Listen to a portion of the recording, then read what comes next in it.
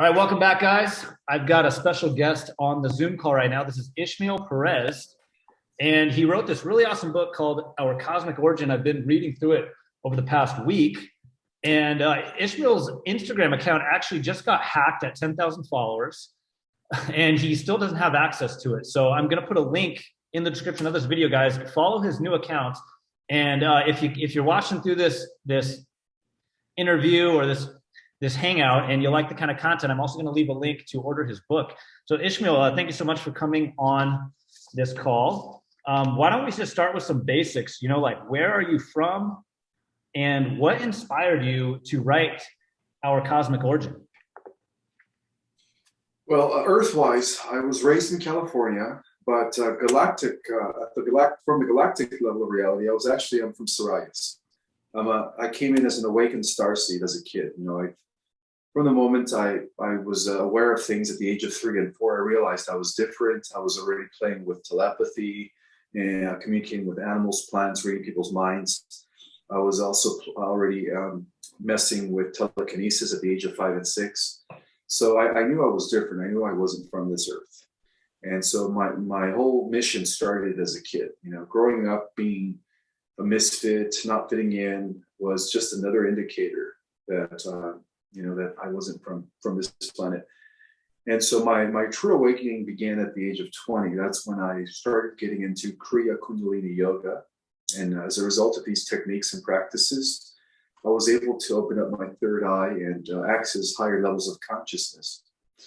And little by little, I just started getting downloads of like memories of these galactic wars. And I used to think I was crazy at first. I was like, why do I keep getting downloads of this galactic history? Like, nobody talks about this. We go watch movies like Star Wars, but they paint it as sci-fi. What is all this? Is this based on a real story? I got to look into this. So my investigation began as a result of my downloads. And so I started researching. I started learning about all the secret societies, all the hidden agendas, everything that everybody's now talking about 20 years ago. Imagine 20 years ago telling people, hey, there was a small cabal that is running the whole show. They've corrupted everything. They own us. They go back to Babylon. It's a bloodline thing, And this was 20 years ago, so people were already calling me a conspiracy theorist. But I tell people there's more, There's a huge connection to the off-world entities that nobody really knows about. These Dracos are very real. They control the cabal. And then so I started researching classified information. I started reading, books that have been banned, suppressed, forbidden archaeology, every book out there on aliens that you could possibly, land your hand on. I was already studying Sakurai Sitchin 20 years ago when he first published the book, The Earth Chronicles series, way before anybody knew about the Anunnaki.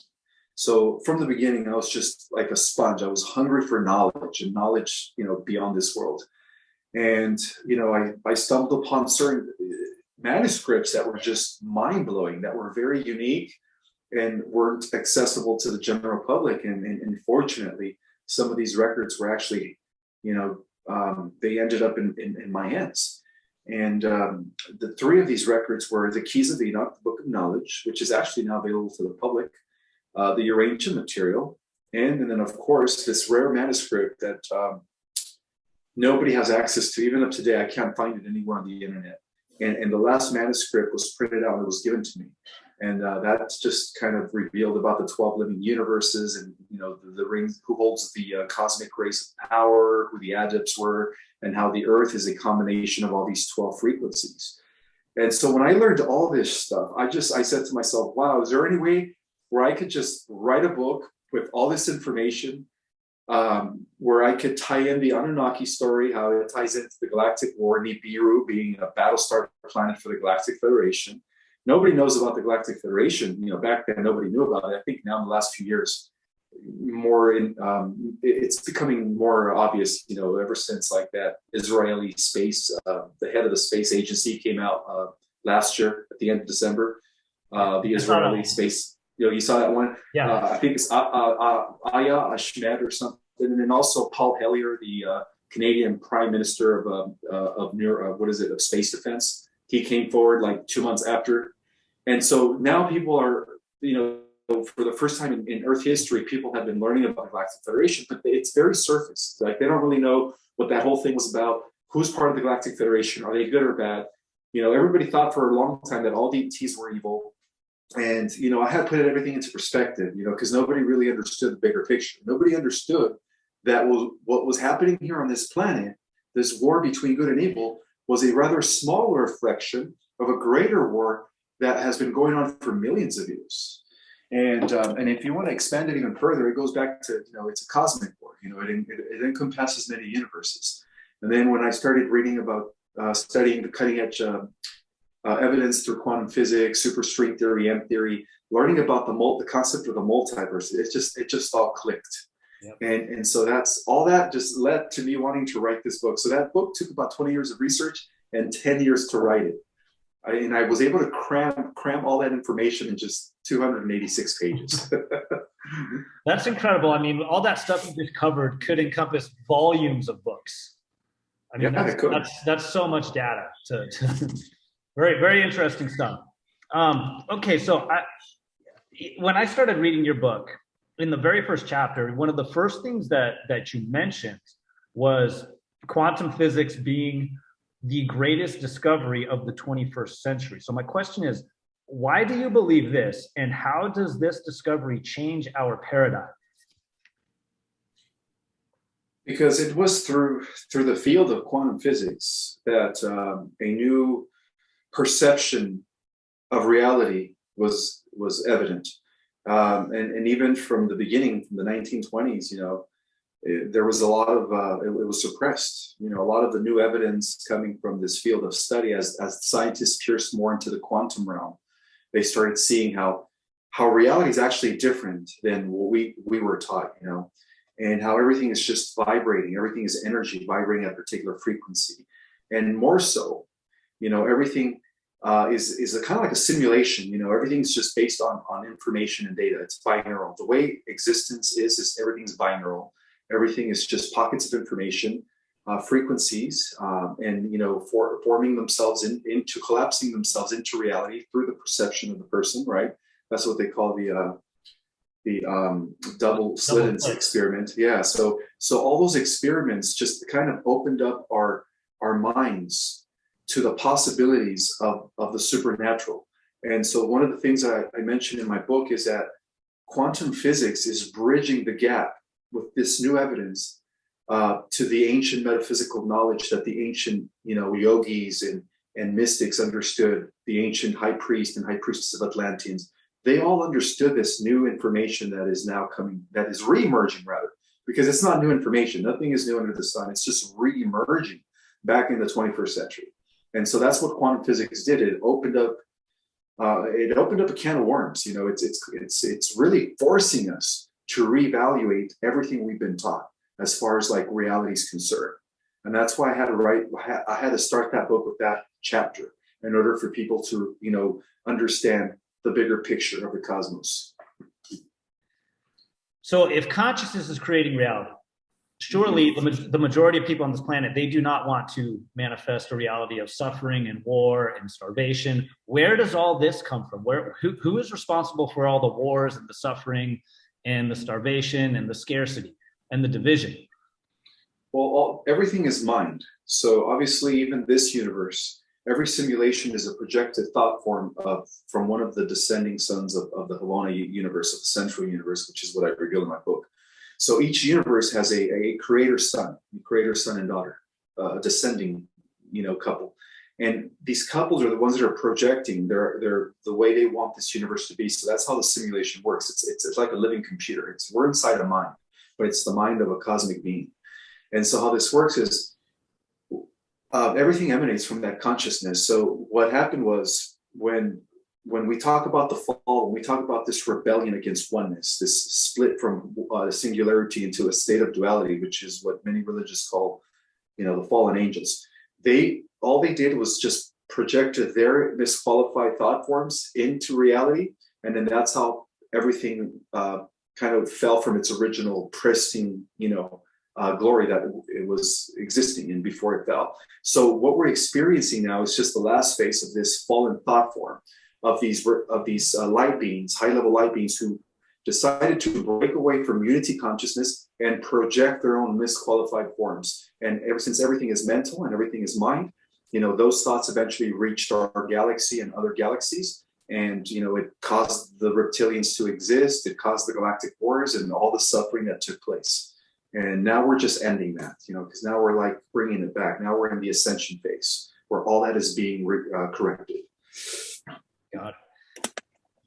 Okay, now do you believe in the whole theory of consciousness going through cycles and have like the Mayan calendar and the different cycles, the precession of the equinoxes? What's your take on that? It's true. We every planetary world goes through 7 stages of consciousness. Right now we're ending the 4th one. We're entering the 5th one. There was the Polarian root race. There was the Hyperborean root race, the Lemurian, the Atlantean. We're ending the Aryan, and we're entering the 6th one. And then we still have one more. So every planetary system goes through those 7 stages of human evolution, and the evolution of consciousness through those 7 stages. So it's very real. It's part of a greater design. Everything's in cycles. Everything is based on these revolutions of planets around stars around parent stars, parent stars around the galactic core around the core of the universal of our universe, and then our universe in turn goes around the super universe, and then our super universe is one of 7 that revolve around the central creation, or what we call the central Mother Earth. So everything's a revolution within a revolution within a revolution. So that's why the concept of cycles is so real when it comes to either descending from higher states of consciousness into lower vibrations and becoming more dense, or ascending into higher levels of consciousness and then becoming less dense. It's one of those things where there's beings that are descending, and then there's beings that are ascending. We've already went through that phase of descending, so now we're bouncing back up. So I strongly believe in these cycles. Yeah. Fascinating stuff. All right, another question was, do you believe that artificial intelligence is a threat to humanity, and why? It's not only a threat to humanity, but it's the biggest threat to all life in general. It's something that all the stellar advanced civilizations, the galactic races, have been dealing with for billions of years. In fact, this whole war against the Draco, it's rather a small war, because the Draco themselves are being controlled by an alien AI that originated in the 11th creation, which is known as the universe of mechanics. I reveal that in the book. And they were able to destroy that universe. That was known as the Old Empire. They created the empire there.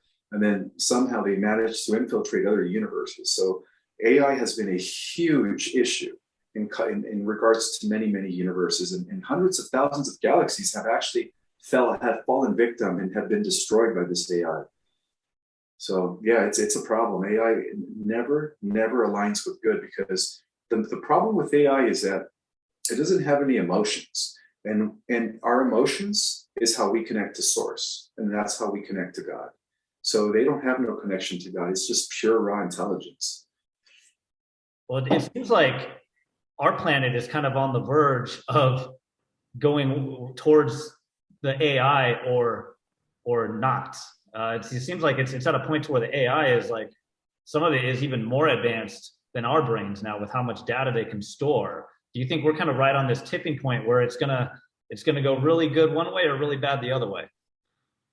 Well, there's going to be a timeline split. Unfortunately, some people are going to take the transhumanist path, and they will be merging with technology. And within the private sector, a lot of Germans have already gone in that path. Mm-hmm. A lot of cyborgs and androids that they've developed, super AIs that they've been using to pretty much try to bring back control of the entire galaxy. But they've already been dealt with by the higher evolved intelligences beyond the Federation. So it's already in process. The only thing is that those that are not aligned with the AI path are going to ascend. That's when this bifurcation of timelines. We're going to have one Earth going in the organic ascension path, and then we're going to have another Earth going into the AI path.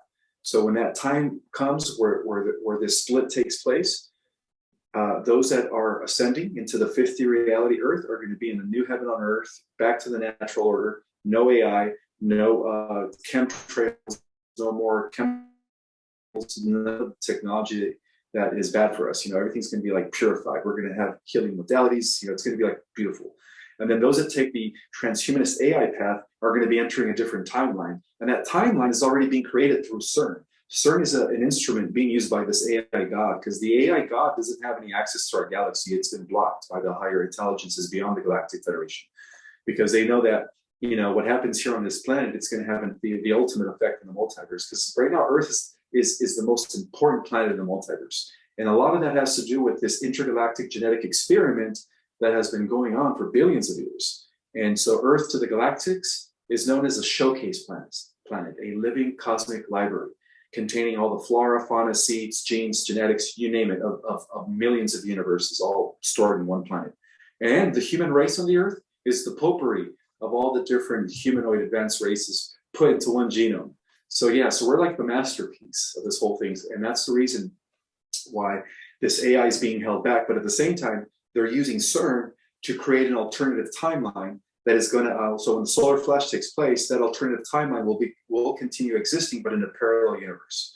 And then eventually, in the future, we will clash. And then that's when the final war takes place between what I call the meta-humans, which is going to be us in the future, humans with godlike superpowers, and the machine. At that point, that's going to determine the fate of the cosmos. And I already know we won.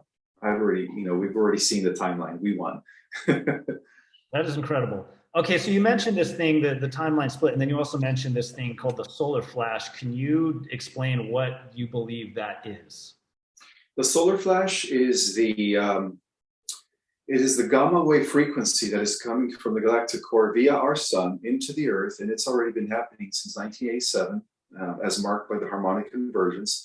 Earth, the solar system as we know it, is entering a higher energy frequency band within the Milky Way that is aligning to the galactic core. So it's a cycle. Remember, we're talking about how everything is in cycles. This is a phenomenon that occurs every 26,000 years. So as we are once again poised into this photonic band of energy, of high energy vibration, high photonic radiation, it's going to engulf our entire solar system. But at the same time, our sun is going to release that. That's going to cause the shift from a third dimensional planet to the fourth and fifth dimensional planet within the blink of an eye. So that's what the solar flash is. It's just the sun's final release that is going to trigger the Earth into a new state of reality within a second when it hits. So it's going to be beautiful when this happens. Okay. Could you describe the other races that you believe exist in the universe, and how do they compare to humans? Well, all the races out there, most of them, they're already using their full capacity. There's the way they are categorized is the ultraviolets are the most powerful alien races out there. Above the ultraviolets, we have the creator gods themselves, and those are like the Omni kings and Omni queens of each universe. And the ultraviolets are always trying to get past them, but they can't, because the Omni kings and the Omni queens are like all powerful per universe. So the way I understand it is we have different types of the races out there and they all kind of correspond to the different levels of chakras. So for instance, the current human race here on the planet is vibrating at the yellow chakra. We're about to enter the green chakra, which is going to be fourth density, and then those that go into the fifth density is going to be characterized by the blue. So most races out there are already vibrating at the fourth level of reality, fifth level of reality, sixth density, and seven. Beyond the seven, you go beyond the galaxy. At that point, actually the seventh is the ultraviolet. I'm sorry, and then beyond the seven is the Omni King. At that point, you're like the all-powerful creator god. So every alien race falls under those categories. Yeah. Interesting stuff. Okay. Now you mentioned like you were having some like data downloads and intuitions and things at a very young age. Have you ever had any kind of extraterrestrial contact or abduction experience that you would like to share? Well, I would like to say that there's been several times many times actually, during my sleep state where I felt like I was brought aboard a ship, and they were working on my genetics, and they were adding more genetics, like splicing and modifying me and enhancing me. So I was like going through these upgrades, and I just have like faint recollection of that. But for the most part, I am connected to the Galactic Federation. I know I am very close to some of the commanders, just because I do receive telepathic messages from them. And some of these commanders have been and are still instrumental in the liberation of the Earth. They're working with the Earth Alliance and the secret space program faction known as Solar Warden. And so I am very in tune with what's going on in the galaxy as a result of having that telepathic communication. But as far as being physically abducted, no, they just give me downloads, and sometimes throughout my sleep, I do go up to the mothership and stuff and partake of whatever it is they want me to experience up there.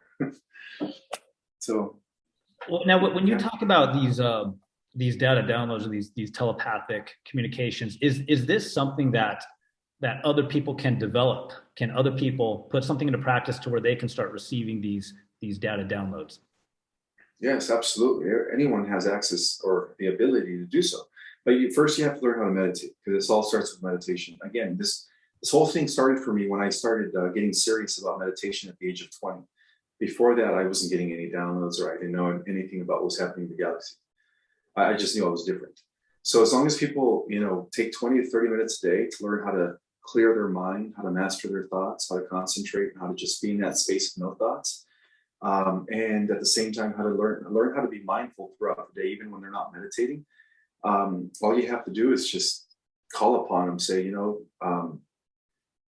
know you're out there and you could hear me, I want to receive messages. I'm a starseed, especially if you're a starseed. If you're a starseed, you should already automatically be receiving messages for the most part. But if you're not a starseed and you want to receive messages from the Galactic Federation, all you have to learn is how to connect. And how do you do so? Through meditation.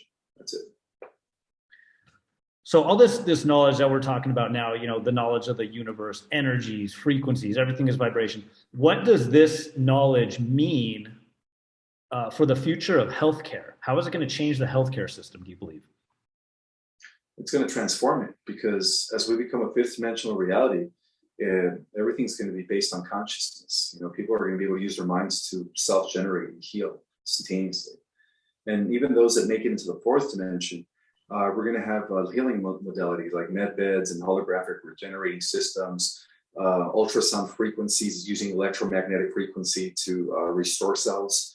All that stuff will be available. So we're moving from a limited, chemical-based drug, which isn't good for us, to a holistic type of environment where, there won't be no longer any illnesses or diseases or anything, because we're going to have everything at our disposal.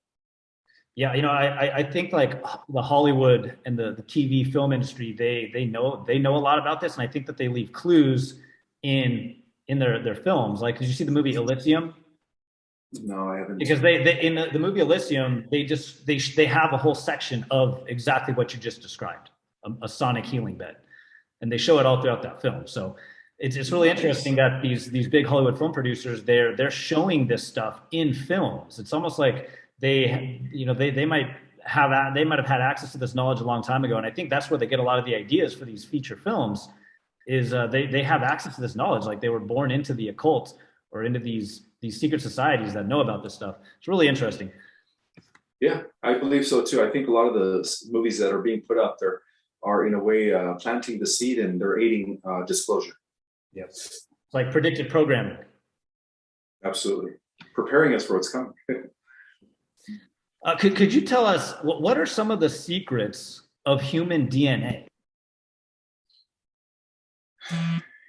It is the most advanced genetic material in the multiverse. It is the potpourri, the amalgamation of all the best celestial seeds, DNA seeding, and DNA picked from all these universes and put into one genome. And that explains why we only use 4%.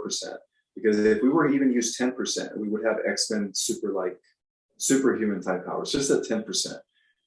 An example of this is the movie Lucy with Scarlett Johansson. You know how she was going up in increments. And so every time we reach a certain, we go up in increments as far as like activating more genetic material, we become more powerful. And even I think at 50%, she was already controlling time. Or she was pausing everybody, and everybody was just paused. She was just walking. She was like, whoa, I control time now. That's just at 50%. Now imagine if we get to 100%. In other words, we humans on Earth, we are the masterpiece of all creation. We were designed to surpass even the creator gods themselves. That's how special we are. You know, that's exactly what it talks about in the Anunnaki stories. You know, like the ancient Sumerian creation stories, Enki and Enlil, and how when they created us, when they were doing their genetic experiments, Enlil was pissed because he was like, you made them too smart. That was one of the narratives. I forget if it was Zachariah Sitchin or one of the other guys, but it was years ago. I was diving really into all that stuff, just really interesting. Okay, so where's my next question here? Okay, so about the topic of DNA, do you believe that at some point our human DNA has been messed with by other advanced beings, like genetic modifications or anything like that? Well, we have been part of this intergalactic genetic experiment for billions of years. So yes, it's been sliced and spliced and, you know, added on, deleted, modified over and over. So yes, we are an experiment, but it's an experiment that is being conducted by the good, benevolent ones in an effort to defeat this cosmic AI virus that they call artificial intelligence. Gotcha. All right, tell us what is your opinion about crop circles? Where did these things come from? And what are crop circles? Yeah, they are made by extraterrestrials, benevolent ones, in order to help awaken us, because it is through these there's sacred geometrical patterns that they create on these huge fields, and a lot of that stuff is meant to trigger and awaken the third eye, the collective of the planet. You know, it's designed to help raise the vibration. So they are totally benevolent, and they were created by or put there by the benevolent ETs. Yes. All right, and in your words, describe like what is this ascension thing that so many people are talking about now? It is the integration of the higher dimensions and anchoring them into our physicality, into the earth. So it's the bridging of spirit and matter, higher dimensions, lower dimensions. And I actually talk about that in my book, and I go into great detail, the science and mechanics behind the ascension process. But I also discuss what the descension process is, which is the separation from oneness, and through the lowering of frequencies, becoming less separated and lower and lower, we become more dense. And as we become more dense, it seems like we're more separated. Everything becomes, like we're two different people. But that's part of the descension process, which I call the involution of spirit into matter. But now we're bouncing back up. Now we're the evolution. Now it's the ascension, which is the reuniting of matter and spirit. So ascension to me is the integration of both. It's spiritualization. It's the spiritualization of matter so that matter could become eternal. Okay. Yeah. All right. Now, do you believe the Earth is round or flat? And is flat Earth a psyop, in your opinion? Hold on 1 second. Someone's at my door. 1 second. Yeah, no problem. Oh, thank you. I appreciate that. Sorry about that. Yeah, no worries. It's definitely around Earth. It's a sphere. It's actually a torsion field. It's where it's like spinning, like a funnel in the center, and that explains its spin. And that's how the secret space programs were able to access some of this anti-gravity or create anti-gravity aircraft and develop free energy technology is by tapping into the torsion field of the planet. It's called 0 point. Yep. So the whole concept of creating or promoting the idea of a flat Earth was designed by the cabal in order to hijack and to prevent the disclosure from being from taking place. They don't want people to know about free energy technology. They don't want people to know about the galactic community and the many alien races that we've been working with in secret and off-world. They don't want people to know about other universes and the billions of galaxies. So what they did is they developed this theory that they're using like a lot of intelligent people to promote and to make us think that we're under this dome, that we're a pancake, and that there's no stars and no galaxies, Well, that will deny astrology, that will deny numerology, and all the esoteric mystical arts that all the ancients implemented in ancient Egypt.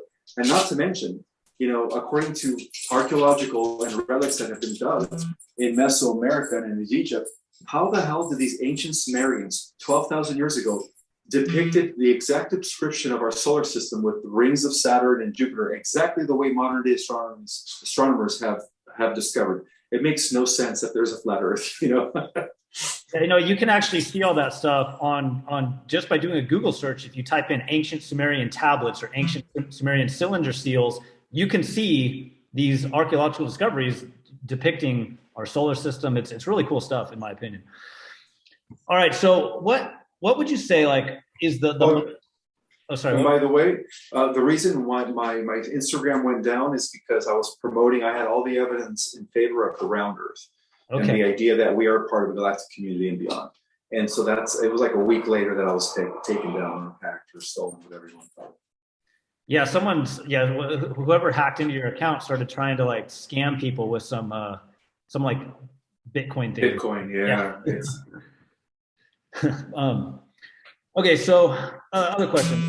What would you say is what's the most important thing that you would want readers to get from your book? It's the understanding that everything we've been taught is a lie. The idea of evolution has too many missing links. Yep. And no, we don't come from apes.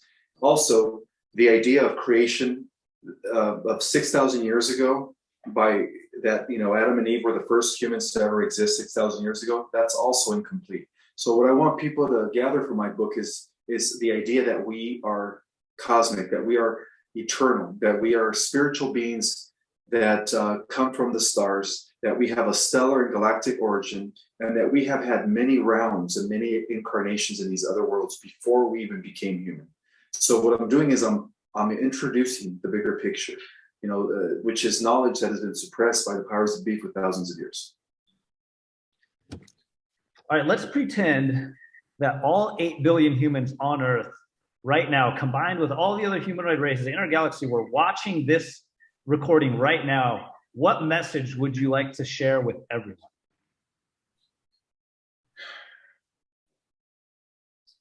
That the battle has been won. The light has won, We are getting ready to restore heaven on earth. And as a result of that, it's going to be reflected on every level of reality. And I believe that the entire cosmos has been cheering us on this whole time. So I just want to thank everyone for their participation in this restoration, in this not only of our Earth, but of the entire universe. I just want to thank everyone for that, because everyone helped, all the different levels of reality, they all participated. And I will also like to thank the planets themselves and the stars and the galaxies, because they're also living entities, and they also participated in the defeat of this evil. So it was a team effort.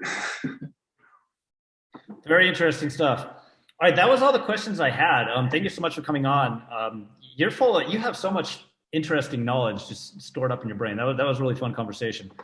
All right, guys, I'm going to leave a link to get Ismael's book in the description of this video. I'm also going to leave a link to his new Instagram account and any other social media platforms that you would like to send me. I'll put them all in here.